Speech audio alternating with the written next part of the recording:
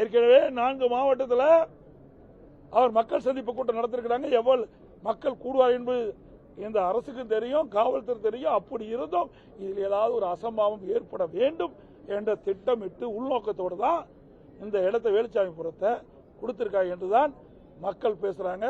முழுமையா இதுதான் உண்மை என்று நாங்களும் கருதுறோம். அது மட்டும் இல்லை, ஏன்னா ஏற்கனவே முதலமைச்சர் அவர்கள் 30 விழா நடத்தினார். 1 லட்சம் பேர் கலந்துனார். ஏன் அந்த இடத்தை கொடுத்திருக்கலாம்ல? அப்படி கொடுத்துட்டு இந்த அசம்பாவத்தை தடுத்திருக்கலாம்ல? ஆனா அதெல்லாம் கொடுக்கல.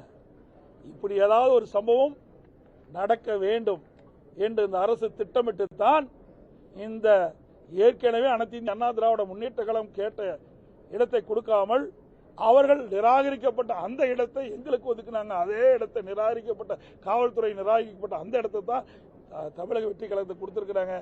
அப்படி கொடுத்து இப்படிப்பட்ட சம்பவம் இந்த அரசினால் தான் ஏற்பட்டது. காவல்துறை அலட்சியத்தால் காவல்துறை முழுமையாக பாதுகாப்பு கொடுக்காம இந்த சம்பவம் நடைபெறும் என்ற திட்டமிட்டு தான் நடைபெற்றதா மக்கள் சந்தேகிக்கிறார்கள்.